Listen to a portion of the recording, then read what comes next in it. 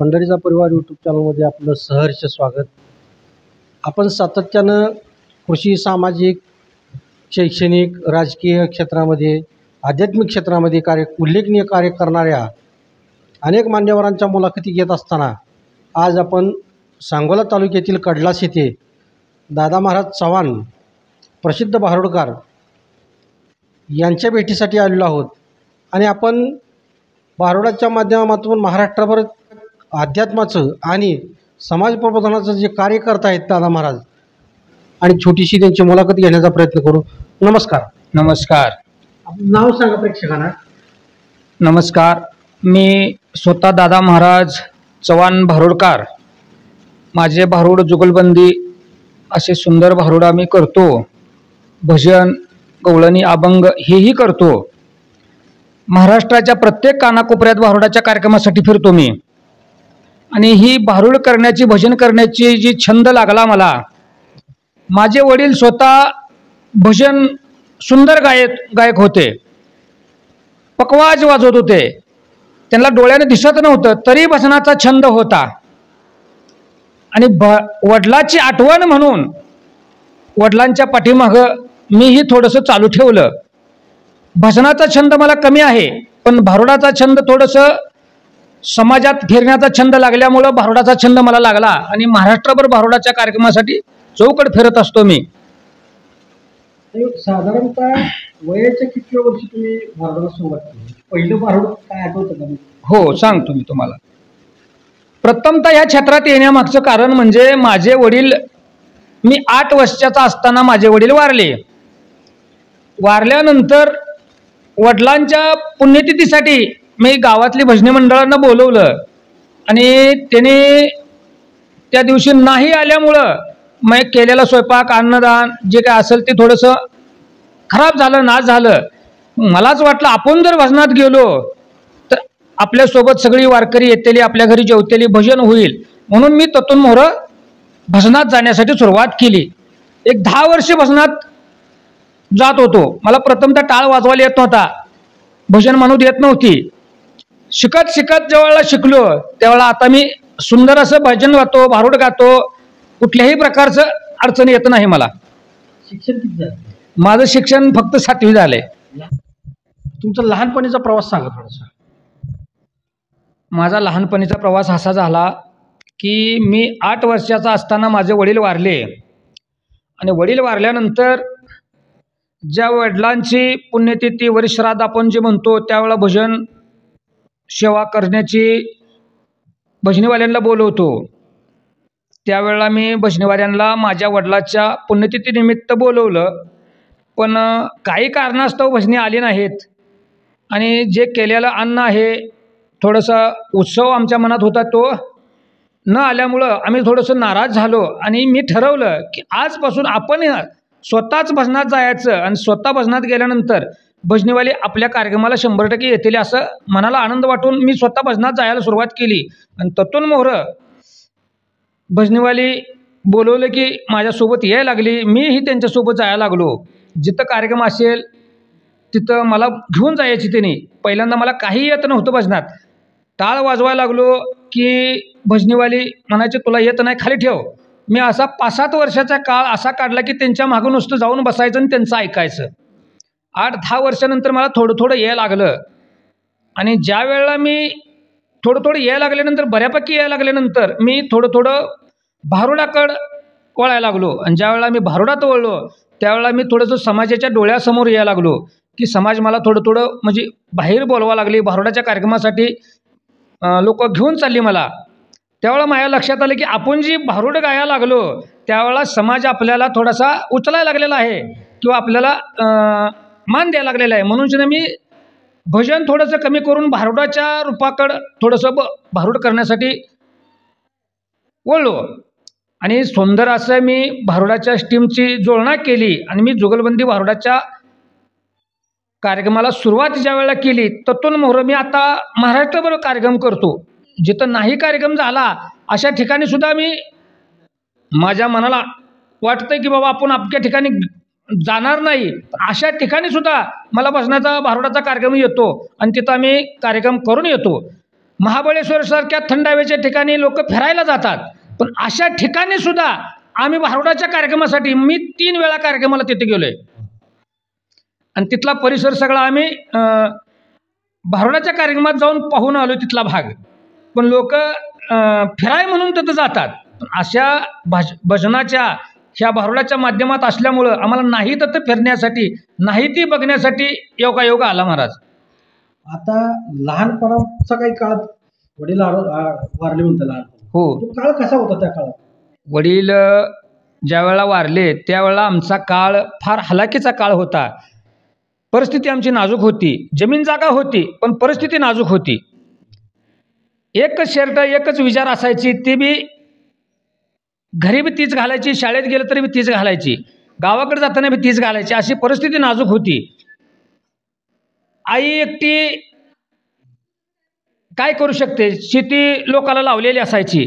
पण ज्या वेळेला ह्या भगवंताच्या नामस्मरणात आम्ही हळूहळू गेलो त्यावेळेला भगवंताचीच कृपा आमच्यावरती झाली हळूहळू, आणि आमची शेती अगदी सुंदर अशी सुधारत आज चांगल्या पद्धतीनं भगवंतानं आम्हाला गाडी आहे, घोडं आहे, ट्रॅक्टर आहेत, वाहनं आहेत, बागायत शेती भरपूर आहे. या भगवंतानं आम्हाला भरपूर दिलेलं आहे. आता तुम्ही फिरत असताना मग शेतीकडे कोण बघतं? शेतीकडं मी बघतो, माझी मुलं बघते, ती मंडळी आहे. माझा मुलगा एक डॉक्टर आहे, एक मुलगा BSc अग्री झालेला आहे, हा, आणि एक मुलगी आहे ते DMLTच्या डिग्रीच्या कोर्साला आहे. मुलं सगळे उच्च शिक्षित आहेत. हो. तुमचं शिक्षण किती झालं? माझं शिक्षण झालंच नाही तसं म्हटलं तर 7वी शिक्षण झालंय, पण मुलांना मी शिक्षण भरपूर देण्याचा प्रयत्न केला. भारुडाच्या माध्यमातून जे महाराष्ट्रभर फिरत असताना या अशा काय आठवणी येतात तुमच्या, की बाबा जिथं लोकांना आज हास्याची गरज आहे? प्रत्येक माणूस पैसे असणारा टेन्शन मध्ये, नसणारा टेन्शन मध्ये, हो, आणि माणूस जर हसला तर फ्रेश राहतो. हो, करेक्ट. आजारी माणसाला सुद्धा जर हास्य आलं तर तो माणूस आजारातून मुक्त होण्यासाठी चांगल्या प्रकारचं ते टॉनिक मिळालं. हो हो, आम्ही हसवण्यासाठी समाजाला, तुम्ही बघा आपल्यापासून पंढरपूर भाग जवळ आहे. मी 6 महिन्याचा असताना जन्मल्यानंतर मला माळ घातलेली आहे. आपल्या भागापेक्षा कर्नाटक भागातील लोक पंढरपूरला जास्त जातात, पण मीही लहानपणापासून माझी माळ असल्यामुळं मीही प्रत्येक महिन्याला वारीला जातो. वारीला गेल्यानंतर चंद्रभागेत जाणे, आंघोळ करणे, पांडुरंगाचं दर्शन घेणे, नामदेव पायरीचं दर्शन घेणे, प्रदक्षिणा घालणे, ही माझा प्रत्येक महिन्याचा नित्यक्रम असतो. पण एक दिवस असा प्रसंग आला की मी चंद्रभागेत आंघोळ केली आणि पांडुरंगाच्या दर्शनासाठी जात असताना मला एका भिकाऱ्याने अडवलं आणि भिकारी म्हणले, महाराज पांडुरंगाच्या दरबारात तुम्ही काहीतरी दान करा. असं म्हटल्यानंतर मी खिशातनं 10ची नोट काढली, भिकाऱ्याच्या हातात ठेवली आणि मोहरं निघालो.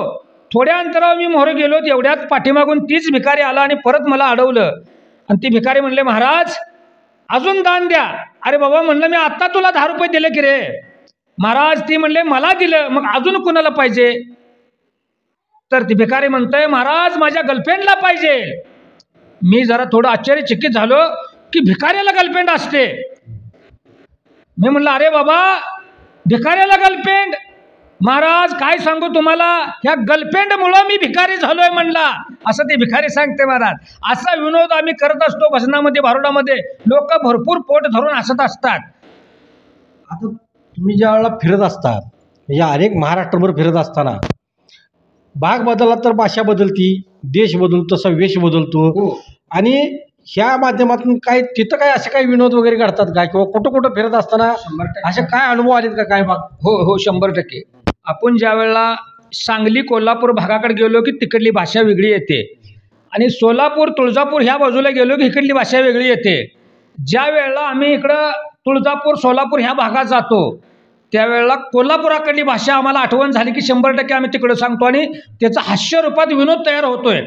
तर ती कसा असतोय, कोल्हापुराकडं सोलापूरकडं खाली गेल्यानंतर आम्ही सांगतो की काल आम्ही कोल्हापूरला कार्यक्रमाला गेलो आणि कार्यक्रमाला गेल्यानंतर आम्हाला आठवण झाली की बाबा आपण कोल्हापूरमध्ये कार्यक्रमाला आलो आहे आणि कोल्हापुरी पायतान इथं घ्यावं अशी आठवण झाल्यानंतर दुकान पायतानाचं शोधत असताना आम्हाला समोर एका बाबाने यायला लागलेले दिसल्यानंतर त्या बाबाला आम्ही विचारलं की बाबा तिथं पायतानाचं दुकान कुठं आहे असं विचारल्यानंतर ते बाबा म्हणतात, अरे बाबा तुम्हाला पायतानच पाहिजे असेल तर कुठंही मिळेल, पुढं पाहिजे असलं पुढं मिळेल, पाठीमागं पाहिजे असलं पाठीमागं मिळेल, अशा रूपाचा विनोद करून तुळजापूर सोलापूर ह्या भागातल्या लोकांना आम्ही इकडली भाषा इकडे सांगून हसवत असतो, विनोद करत असतो आणि नातांच्या भारुडाचं नातांच्या रूपाने जे साजरीकरण केलं तशाच पद्धतीनं आम्हाला जेवढं घडतंय तेवढ्या पद्धतीनं आम्ही साजरीकरण नातांच्या भारुडाचं करत असतो.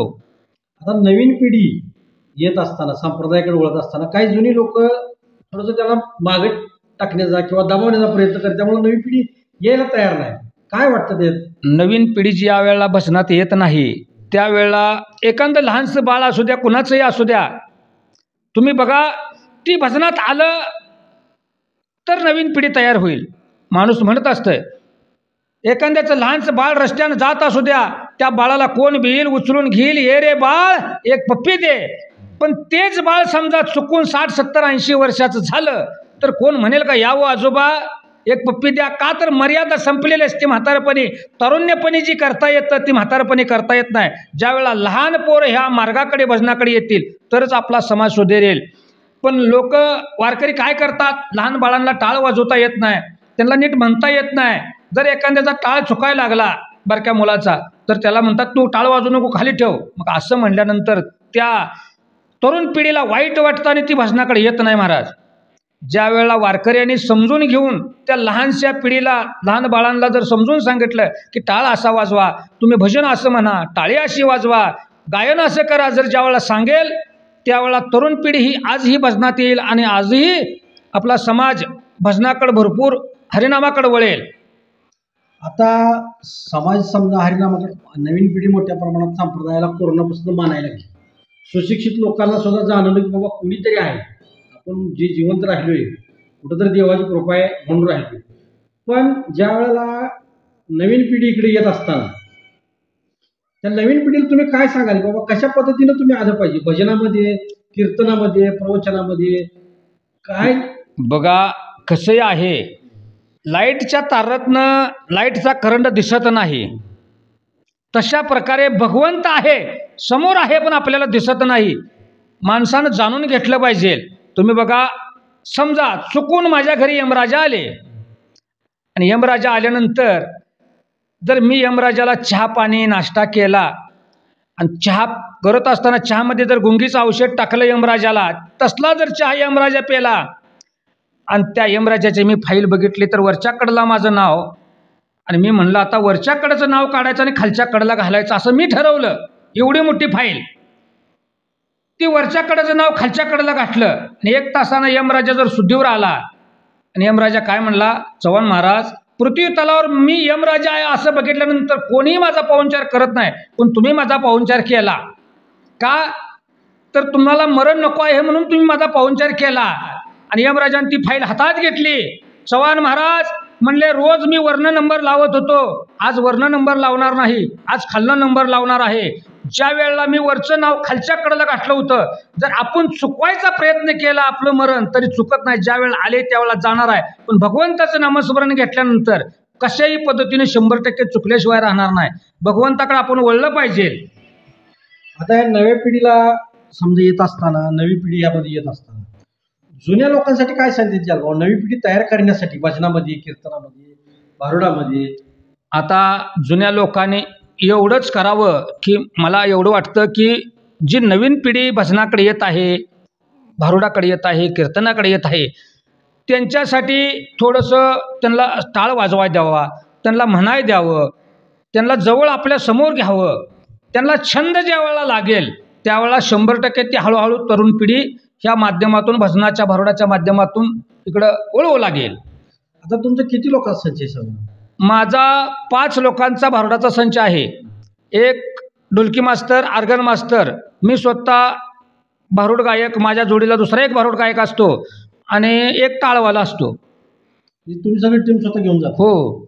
आता ही ज्या वेळेला सगळी टीम घेऊन जाता त्यावेळेला तिथं कार्यक्रमाच्या ठिकाणी तिथं नवीन दुसरे काय भारुडकार वगैरे येतात का तिथं? असेल का? हो असतात की. त्यामुळे तिथं काय कार्यक्रम तुमचे होतं का तुम्ही? नाही कसं होतं जेवी हो करतो आम्ही मिळून मिसळून, पण ज्या वेळेला काही ठिकाणी एखाद्याला जास्त ज्ञान नसतं, ती थोडंसं येडवाकडं गायन करायला बघतात, बेसूर गायन करायला बघतात. त्यांना आम्ही सांगतो बाबा तुम्ही गायन करा, पण थोडंसं आमचं एक थोडा वेळ होऊ द्या आणि त्याच्यानंतर तुम्ही गायन करा. पण तुम्ही बघा आज 30/9/2025 तारीख आहे, नवरात्र आहे आणि आजच्या दिवसाला माझा कार्यक्रम धाराशिव तालुक्यामध्ये आहे आणि आम्ही आज धाराशिवला कार्यक्रमाला जाणार आहे. आज आता मागचा जो काही काळ गेला यामध्ये असा काय एखादा वाईट अनुभव आला का? यामध्ये चांगलं काम करत असताना सुद्धा असा काय एखादा वाईट अनुभव आला असेल आमच्या प्रेक्षक? हो हो हो 100%. काय काय ठिकाणी जीवावर भेदण्यासारखा सुद्धा वाईट अनुभव आम्हाला आले. मी ज्यावेळेला बार्शी तालुक्यामध्ये कार्यक्रमाला गेलतो आणि कार्यक्रम आमचा 1-1:30च्या दरम्यानच संपला आणि आम्ही माघारी यायला लागलो होतो. वाटत जंगल पठारा होता आणि जंगल पठाऱ्यामध्ये आम्हाला लाईटीच्या उजेडानं एक मोटरसायकल आणि 2 माणसं समोर दिसली, पण त्यांनी आमच्या गाडीच्या आडवं उभा राहण्याचा प्रयत्न केला. पण आम्ही लक्षात आलं की बाबा ही चोर आहेत, आपल्याला अडवायला लागलेत, म्हणून आम्ही गाडी उभा केली नाही. आम्ही बाजूनं गाडी घेऊन एकदा गाडी आम्ही रस्त्यावर मोहरं लावल्यानंतर त्यांनी आमचा 5 किलोमीटर पाठलाग केला, तरी पण आम्ही गाडी उभा केली नाही. पण ज्या वेळेला आमची गाडी हवेला लागली त्यावेळेला त्यांच्या लक्षात आलं त्या चोरट्यांच्या की ही गाडी घावत नाही. पण अशाच रूपातनं ही आम्ही केलं असं काय नाही. ज्यावेळेला आमच्या पाठीमागं भगवंताची कृपा होती म्हणून आम्ही त्या यज्ञातून वाचलो. जर भगवंताची कृपा नसती तर आम्ही वाचलोच नसतो, 100% तर गावला असतो काही झालं. हां. ठीक आहे, मग असा एखादा अनुभव सांगा की बाबा ह्या माध्यमातून कार्यक्रमाच्या ठिकाणी गेल्यामुळे आम्हाला अशा पद्धतीचा अतिशय चांगला अनुभव तिथं आला असेल. तुम्ही बघा, आज महाराज म्हणतात चांगला अनुभव कुठं आला असेल तर तुम्ही सांगा. आम्ही महाराष्ट्रभर कार्यक्रमासाठी फिरत असतो. नाही जिथं आपल्या मनाला वाटत नाही की बाबा आज ह्या भागात आपण गेलो जायला मिळेल का, अशा ठिकाणी सुद्धा आम्हाला कार्यक्रमाची बुक्का येतो आणि भारुडाच्या कार्यक्रमासाठी जातो. तसंच बघायचं गेलं तर आपल्याला कुठं जायचं आपण ठरवण्यापेक्षा भगवंताने ठरवल्यानंतर कुठेही जात असतो आपण. मग आता इथनं पुढचा प्रवास कसा वाटतो? कुठंपर्यंत हे तुम्हाला करावा? नाही, इथून पुढे जे प्रवास होणार आहे तोपर्यंत जोपर्यंत आम्हाला चालता येतंय, बोलता येतंय, व्यवस्थित भजन म्हणता येतंय, तोपर्यंत आम्ही 100% भजनाचा भारुडाचा कार्यक्रम करणार. वडिलांना भजनाचं नाद होता म्हणतात, तुम्हाला आहे. हो. पुढची पिढी तुमची? आता सध्या माझी मुलं तर काय भजन करत नाहीत, पण आता ज्या वेळेला माझ्या मुलांची मुलं ज्या वेळेला जन्माला येतील त्यात 100% कोण ना कोण भजन करणारा तयार होणार. का तर घराची आमच्या परंपरा आहे. माझं वडील भजन करत होते, माझी आई आहे तीही पुती पुराण वाचते, मीही भजन करतो. त्यानंतर माझ्या घरात कोण ना कोण तयार 100% होणार. आणि असं आहे की तुम्ही सांगितलं की चांगला अनुभव घ्यायचं झालं तर आपण महाबळेश्वरसारख्या ठिकाणी थंड हवेचं ठिकाण म्हणून आपण फिरायला जातो किंवा नवीन लग्न झाल्यानंतर आपल्या फॅमिलीला घेऊन जातो. अशा ठिकाणी जर आमच्या मनाला वाटत होतं की आपण बाबा अशा ठिकाणी चांगल्या ठिकाणी भारुडासाठी फिरण्यासाठी जाऊ शकणार नाही, पण भगवंताच्या मनात आलं की महाबळेश्वरसारख्या सुंदर अशा ठिकाणी आम्ही 3 वेळा भारुडाच्या कार्यक्रमासाठी आम्हाला तिथं आमंत्रित केलं आणि तिथं आम्ही गेलो होतो. आता मुलाखतीचा आपण शेवट करत असताना तुमचा साधारणतः संच, त्यांची माहिती तुम्ही सांगितली. तुम्हाला कार्यक्रमासाठी संपर्क साधण्यासाठी तुमचा पत्ता, फोन नंबर थोडासा आमच्या प्रेक्षकांसाठी सांगा. माझं नाव आहे दादा महाराज चव्हाण, मुक्काम पोस्ट कडलास, तालुका सांगोला. जुगलबंदी भारूड, सामना, विनोदी असं सुंदर अशा भरगच्च भारुडाचा कार्यक्रम असतो. आणि माझा मोबाईल नंबर कॉन्टॅक्टसाठी म्हणसाल तर 99 67 59 55 32. म्हणजे आता या माध्यमातून तुम्ही महाराजांशी संपर्क साधू शकता आणि समाज प्रबोधन भारुडांच्या माध्यमातून लोकजागृती करण्याचं काम आयुष्यभरासाठी महाराजांनी जे व्रत अंगीकारलेलं आहे त्या माध्यमातून आपणही महाराजांना संपर्क साधून आपल्या गावामध्ये असा कार्यक्रम ठेवा आणि आपल्याबरोबर या भारुडाचा किंवा आध्यात्मिक ज्ञानाचा फायदा आपल्या गावकऱ्यांना स्व मिळवून देण्यासाठीचा प्रयत्न करा. महाराजांनी आज वेळात वेळ काढून आपल्या चॅनलशी मुलाखत दिली आणि बहुमूल्य अशी वेळ दिली, याबद्दल महाराजांचा आभार. रामकृष्ण हरी. महाराजांनी आज वेळात वेळ काढून आपल्या चॅनलशी मुलाखत दिली आणि बहुमूल्य अशी वेळ दिली, याबद्दल महाराजांचा आभार. रामकृष्ण हरी.